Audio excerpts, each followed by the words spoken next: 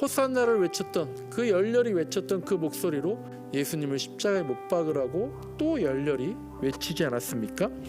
왜 그랬습니까? 며칠 사이에 예수님이 자기들의 요구를 들어주지 않았기 때문에 그랬던 거죠. 자기들이 원했던 왕이 아니라는 게 바로 드러났잖아요. 군마를 타지 않고 나귀를 타고 오는 모습부터 다 어그러졌던 거예요. 그러니까 며칠 지나서 예수님을 죽이라고 외쳤던 겁니다. 그렇다면요, 우리도 다르지 않을 수가 있는 거예요. 예수님이 내 자산 가치를 지켜주지 않으면, 예수님이 내 자녀의 미래를 보장해주지 않으면, 예수님이 지금 내가 갖고 있는 불안들 없애주지 않으면, 내가 바라는 성공을 내가 바라는 방식으로 이루어주지 않으면 그 예수님을 멀리하고 싶은 마음이 우리 안에도 있을 수 있다라는 거예요. 그렇다면 우리도 그리스도인인 척하지만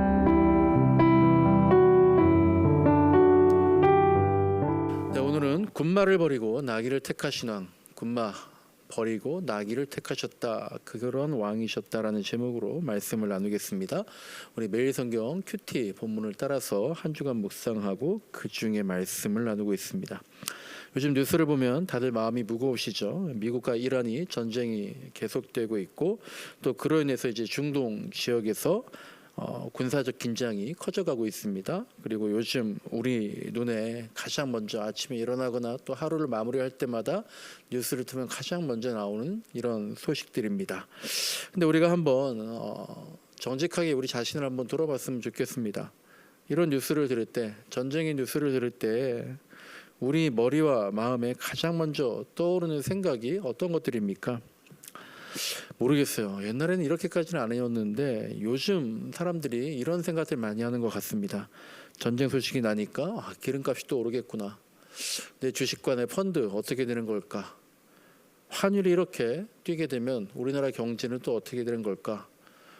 해외여행 일정 잡아놨는데 비용이 엄청 더 들어가겠구나.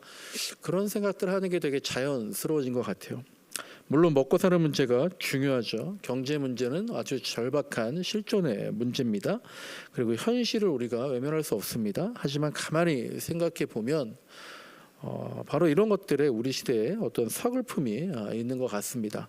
전쟁이 일어나면 당연하죠. 어딘가에서는 사람들이 울고 있습니다. 누군가는 평생 일군 집과 밭, 공장들 이런 것들이 다 무너졌습니다. 아이들은 공습 사이렌 소리가 들리면 잠에서 깨고 잠을 잘 못 잡니다. 그리고 무엇보다도 가장 큰 문제는 어느 날 갑자기 내 가족과 이웃이 죽어서 사라져서 보지 못하게 된다는 거죠. 그런데 우리가 이런 고통보다 요새는 모르겠어요. 차트를, 그래프를 더 많이 보는 것 같습니다. 타인의 죽음보다 내 자산의 하락을 더 무서워합니다. 이것이 이제 오늘날 우리가 마주한 어떤 영적인 민낯이기도 한 것 같습니다. 근데 솔직히 저도 그런 마음들이 듭니다. 그리고 요즘 언론을 보면 전쟁의 참상 그 자체보다 경제에 미치는 영향, 이것들에 대해서 더 비중 있게 많이 다루는 것을 좀 보게 되는 것 같습니다. 그러니까 시대 전체가요 이런 것 같아요. 뭐가 제일 중요하냐면 나와 가정이 먼저고요. 우리나라가 먼저고요. 대단히 현실적이고 개인주의적인 그런 것들이 너무나 당연하게 여겨지다 보니까 이런 경향이 좀 더 강해지고 있는 것 같습니다. 세상은 그렇게 모든 사건을 어떤 관점이냐면 이익의 관점으로 보게 되는 것 같습니다. 하지만 우리들은 하나님 마음의 관점으로 세상을 살려고 하는 거죠. 하나님 나라의 관점은 무엇입니까? 자비와 공의의 그런 관점으로 사건들을, 세상을 바라보는 것이죠. 그리고 동시에 이 혼란 속에서도 하나님은 어떤 역사를 이끄시는가, 그것을 계속해서 기도하면서 묻는 마음이 있어야 할 것 같습니다. 오늘 본문도요, 어떻게 보면 비슷한 일이 벌어진 겁니다. 하나의 사건이 일어났어요. 어떤 사건입니까? 오늘 본문에서 예수님께서 예루살렘으로 들어가셨습니다. 그런데 그 같은 사건을 보고도 지금 무슨 얘기들을 하고 있는 겁니까? 사람들의 시선이 완전히 달랐다라는 거죠. 어떤 사람들은 그분을 왕으로 보았습니다. 어떤 사람들은 그분을 위험한 인물로 보았습니다. 또 어떤 사람들은 예수님을 기적을 행하는 사람으로 보았습니다. 같은 사건이고요. 같은 예수님이지만 사람들의 해석이 서로 달랐다라는 걸 보여주고 있는 거죠. 그리고 그 차이가 오늘 본문이 우리에게 보여주는 중요한 질문입니다. 어떤 사람은 이렇게, 어떤 사람은 저렇게, 그렇게 차이가 있었다라는 겁니다. 그리고 그 차이가 왜 생겼느냐? 예수님이 타고 오신 나귀, 그 예수님이 타고 오신 것에서 차이가 생겼다라는 거예요. 예수님께서 어린 나귀를 타고 예루살렘에 입성하셨습니다. 오늘 우리는 이 장면을 통해서 예수님이 어떤 왕이신지, 그리고 우리는 어떤 왕을 원하고 있는지를 같이 한번 생각해 보려고 합니다.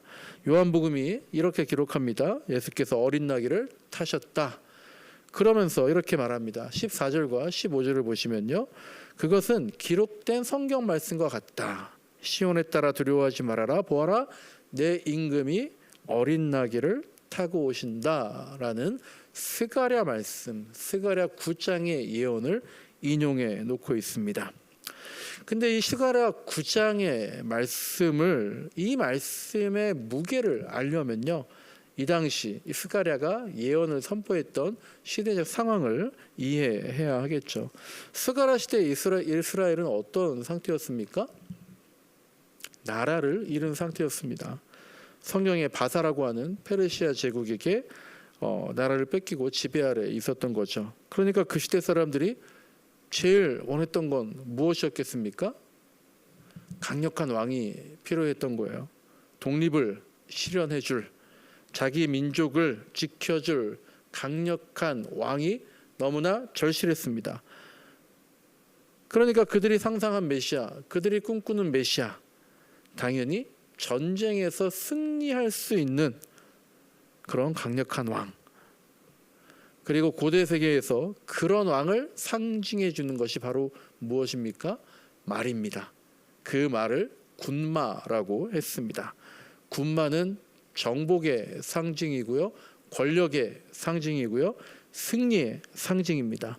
그런데 그렇게 스가랴의 시대, 이런 왕이 필요했던, 힘이 필요했던 바로 그 시대에 하나님이 스가랴를 통해서 전혀 다른 엉뚱한 말씀을 하고 계신 겁니다. 스가랴가 선포합니다. 그래, 우리가 원하는 너희들의 왕이 오신다. 그는 공의로우시다. 구원을 베푸실 분이시다. 그런데 어떻다는 겁니까? 그는 온순하셔서, 겸손하셔서 나귀, 곧 나귀 새끼인 어린 나귀를 타고 오신다라는 거예요. 군마를 타고 오는 게 아니라 우리들의 왕이 그 시대에 어린 나귀를 타고 올 것이야 라고 예언하고 있는 겁니다. 여러분, 이 대조를 잘 기억했으면 좋겠어요. 사람들은 강력한 왕을 원했습니다. 근데 하나님은 겸손한 왕을 약속하셨습니다. 사람들은 군마를 기대했습니다. 그런데 하나님은 나귀 새끼를 준비하셨습니다. 사람들은 전쟁을 통해서 구원이 오기를 바랐습니다. 그런데 하나님은 겸손을 통해서 구원이 오게 하시겠다라고 하는 겁니다. 여기서 끝이 아닙니다. 방금 읽어드린 그 스가랴 9장의 9절 말씀, 그 다음 10절의 말씀은 더 놀랍습니다. 한번 들어보세요. 어떤 내용인지. 내가, 하나님이죠, 에브라임의, 이스라엘이죠, 병거를 없애고 예루살렘에서, 남유다를 말하는 거죠, 군마를 없애면 전쟁할 때 쓰는 활도 없애려고 한다. 무슨 말입니까? 병거를 없애고 군마를 없애고 활도 없애겠다.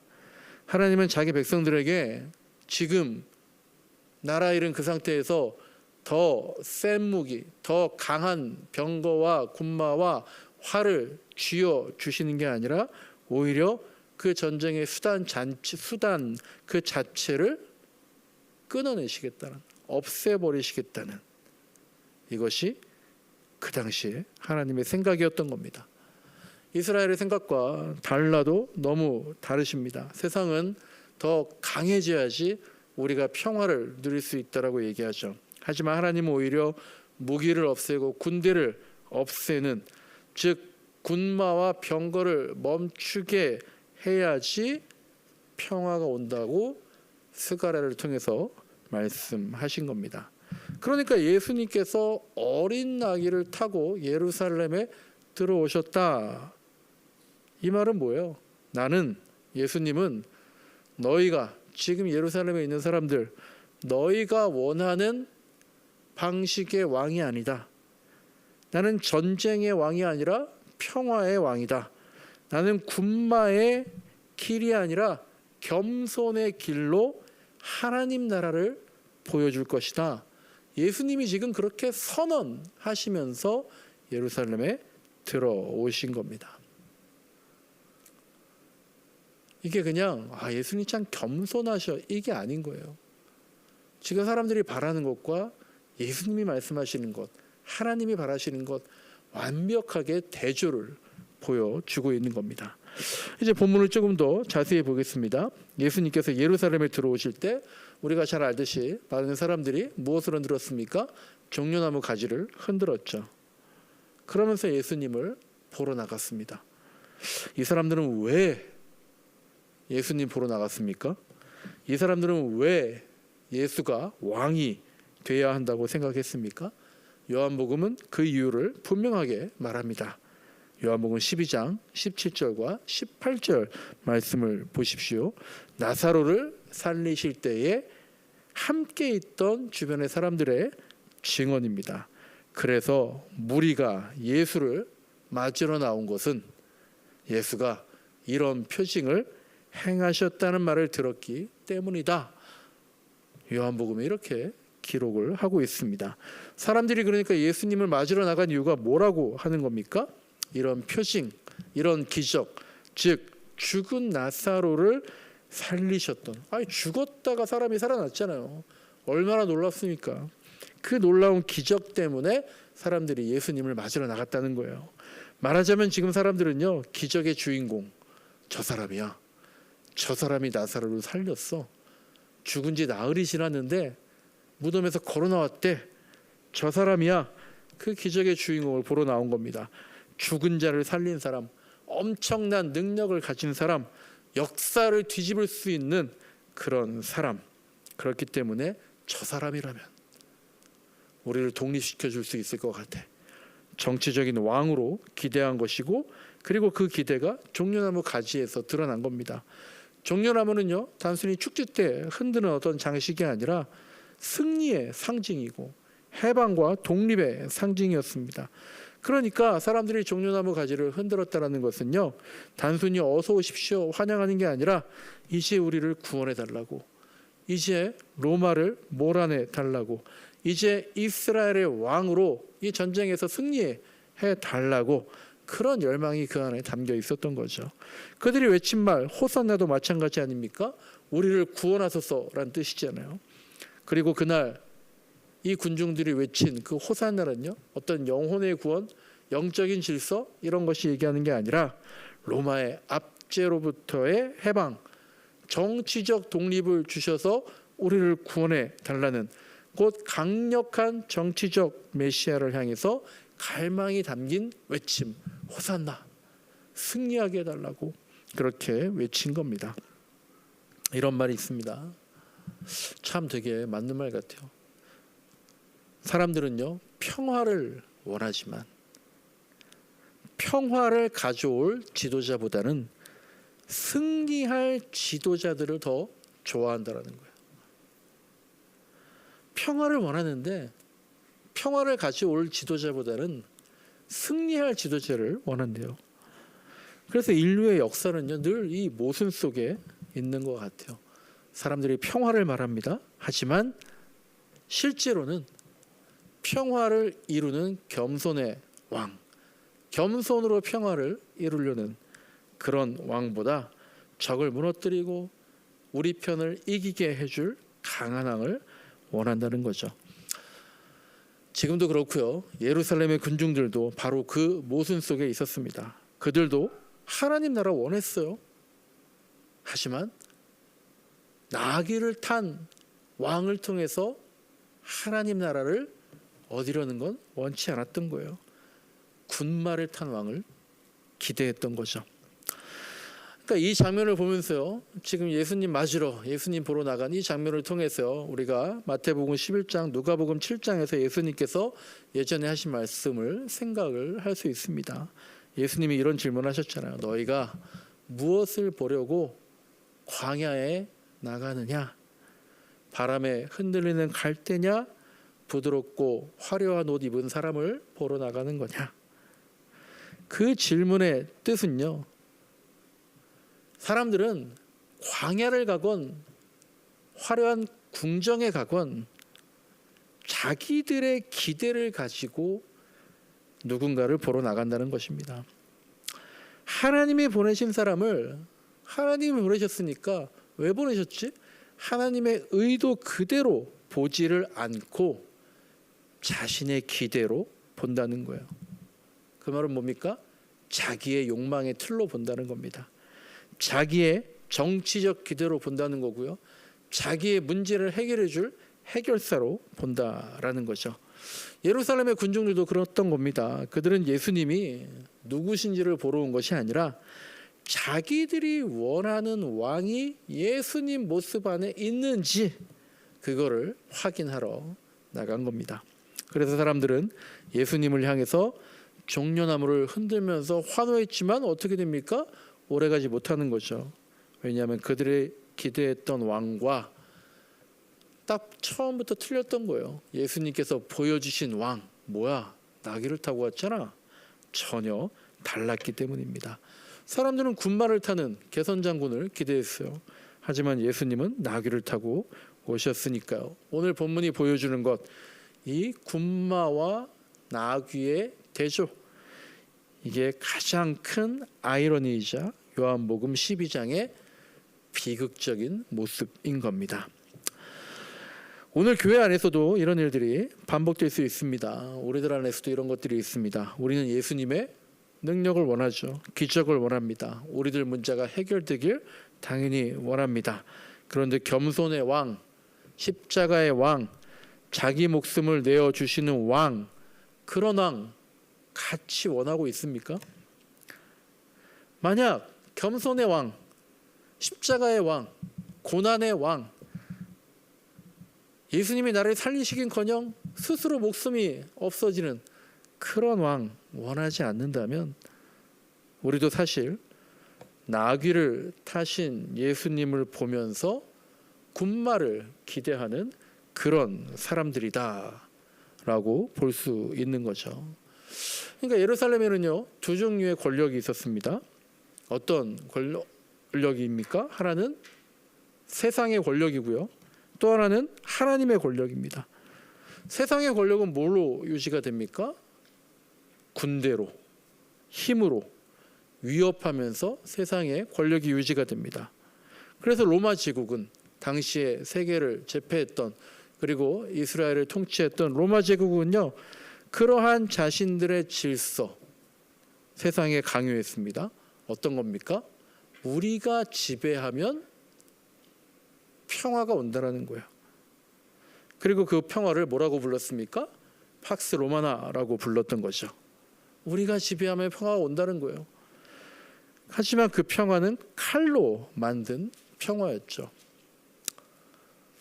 그래서 한 역사가가 이런 말을 했대요. 로마는 평화를 만들지 않았다. 로마는 침묵을 만들었다라는 겁니다. 정말 그렇습니다. 힘이 너무 커서 저항을 못한 거죠. 겁이 나서 입을 다물었을 뿐이죠. 그게 평화로운 것처럼 보이는 거죠. 근데 그런 침묵은 평화가 아니다. 공포가 만드는 질서는 참된 평화가 아니다라는 걸 역설적으로 얘기한 겁니다.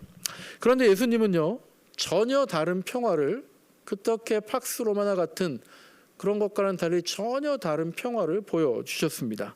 그래서 전쟁의 말을, 군말을 타지 않으시고요, 어린 나귀를 선택하신 거예요. 여러분, 군말은 전쟁의 동물입니다. 나귀는 전쟁의 동물입니까? 아닙니다. 나귀는요, 일상과 노동의 상징입니다. 짐을 지는 존재가 나귀예요. 낮은 곳의 존재가 나귀입니다. 그러니까 예수님께서 나귀를 타셨다? 이 말은요, 사람들의 기대와는 달리 나는 군림하러 온 왕이 아니라 짐을 함께 지는, 너희 곁으로 내려와서 짐을 함께 지는 왕이야 라고 하는 걸 보여주신 겁니다. 이렇게 그분은요, 겸손의 왕으로 오셨다라는 겁니다. 여러분, 오늘 이거 하나만 잘 기억해서 될 것 같아요. 군마의 행렬은요, 힘의 행렬입니다. 우리가 이 세상에서 배운 것과 비슷합니다. 더 강해져야 돼요. 더 올라가야 돼요. 더 가져야 됩니다. 더 눌러야 됩니다. 그래야 내가 살아남는다. 이게 바로 군마의 행렬입니다. 하지만 예수님이 그걸 포기하시고 나귀의 행렬로 오셨잖아요. 나귀는 함께 짐을 지는 겁니다. 낮아지고 겸손히 섬기고 사람을 살리고 사랑으로 이기는 길, 그게 나귀의 행렬인데, 안타깝게도 우리가 마음은 원이로되 실제 그렇지 못하는 경우가 많잖아요. 우리는 지금 어느 행렬에서 서 있는지 돌아봐야 하겠습니다. 이제 오늘 본문을 오늘날 현실과 좀 연결해서 조금은 불편하지만 중요한 질문으로 나아가 보겠습니다. 오늘날 중동에서 일어나는 이 비극의 뿌리가 무엇일까라는 거죠. 양측 모두 자기의 정당성을 주장합니다. 양측 모두 폭력의 명분 충분히 말합니다. 때로는 신의 이름까지 동원하면서 자기들이 맞다고 합니다. 그 이면에는요, 배타성이 있는 거예요. 그리고 배타적인 시온주의가 자리 잡고 있습니다. 성경 속에서 시온은요, 단순히 어떤 물리적인 영토를 말하는 것이 아니라 시온이다라는 거는요, 하나님의 통치가 드러나는 자리를 말하는 거예요. 하나님의 통치는 뭡니까? 힘이 아니라 공의와 자비, 사랑이 실현되는 자리인 거죠. 그런데 시온이 이스라엘이건 미국이건 간에 어떤 영토적인 집착, 국가주의적 정당화의 도구로 바뀌어 버리면 그 시온은요, 더 이상 선지자들이 노래한 그 시온이 아니게 되는 거죠. 압도적인 화력을 자랑하고, 그래서 상대를 제압하고 공포로 질서를 유지하고 폭력을 통해서, 힘을 통해서 안보와 안전을 확보하려는 시도, 이것은 나귀를 타고 입성하신 예수님의 길과는 정반대의 길인 겁니다. 그리고 중동의 상황뿐만 아니라 또 중요한 것은 뭡니까? 바로 우리 자신의 내면이죠. 우리는 어떻습니까? 종려나무 가지를 흔들면서 호산나를 외치면서 예수님을 열렬히 환영했던 그 군중들이 며칠 뒤에는 우리가 잘 아는 것처럼 예수님을 십자가에 못 박으라고 호산나를 외쳤던, 그 열렬히 외쳤던 그 목소리로 예수님을 십자가에 못 박으라고 또 열렬히 외치지 않았습니까? 왜 그랬습니까? 며칠 사이에 예수님이 자기들의 요구를 들어주지 않았기 때문에 그랬던 거죠. 자기들이 원했던 왕이 아니라는 게 바로 드러났잖아요. 군마를 타지 않고 나귀를 타고 오는 모습부터 다 어그러졌던 거예요. 그러니까 며칠 지나서 예수님을 죽이라고 외쳤던 겁니다. 그렇다면요, 우리도 다르지 않을 수가 있는 거예요. 예수님이 내 자산 가치를 지켜주지 않으면, 예수님이 내 자녀의 미래를 보장해 주지 않으면, 예수님이 지금 내가 갖고 있는 불안들 없애주지 않으면, 내가 바라는 성공을 내가 바라는 방식으로 이루어주지 않으면 그 예수님을 멀리하고 싶은 마음이 우리 안에도 있을 수 있다라는 거예요. 그렇다면 우리도 그리스도인인 척하지만 사실은 경제적인 샤머니즘적인 시온주의자일 수도 있다라는 겁니다. 그래서 오늘 본문은요, 우리에게 아주 아프게 질문하고 있는 겁니다. 너는 정말 어떤 왕을 원합니까? 당신은 겸손의 왕을 원합니까? 아니면 내 욕망을 실현해 줄 왕을 원하고 있습니까? 라고 물어보는 장면이 바로 군마냐 나귀냐 이 얘기인 겁니다. 말씀을 정리합니다. 오늘 본문은 쭉 말씀드린 것처럼 우리에게 여러 가지 질문들을 던집니다. 나는 전쟁 소식을 들을 때 무엇부터 생각을 하는가? 너는 예수를 보러 나갈 때 정말 예수를 보러 가는 것이냐, 아니면 너의 욕망을 채워줄 왕을 보러 가는 것이냐? 종려나무 가지 흔들면서 무엇을 기대하느냐? 호산나를 외칠 때 정말로 하나님의 구원을 원하는가? 내가 생각하는 구원과 하나님 말씀하신, 스가랴 통해 말씀하신 그 구원은 같은 것인가? 그리고 내 불안과 결핍을 해결해 줄 강한 메시아를 원하는가? 나는 군마의 행렬에 있는가? 나귀의 행렬에 서 있는가? 당신은 힘의 왕국을 따르는가? 하나님의 왕국을 따르는가? 여러분, 예수님이 군마를 타지 않으셨다. 오늘 설교 제목 그것만 기억하자 그랬습니다. 군마를 타지 않고 나귀를 타셨습니다. 그리고 오늘도 예수님은요, 나귀를 타고 우리 마음의 예루살렘으로 들어오십니다. 그분을 어떻게 맞이하겠습니까? 종려나무와 가자 호산나를 외치면서 맞이하겠습니까? 주님, 내 욕망을, 이전으로는 욕심도 아니잖아요. 이거 들어주세요. 이게 아니라 주님, 나를 당신의 평화의 도구로 써 주십시오. 주님, 내 안에 병마, 군마를 내려놓게 하시고 당신의 나귀의 길 걷게 해 주옵소서. 승리의 환상보다 겸손의 왕이신 당신을 더 사랑하게 해 주십시오. 우리가 지금 이렇게 고백하며 사순절을 지내고 예수 그리스도를 따르고 있습니까? 겸손의 왕, 나귀를 타고 오신 예수, 주님을 따르게 해달라고, 이러한 고백으로 주님을 맞이하는 저와 여러분의 신앙의 모습이 되기를 진심으로 기원합니다.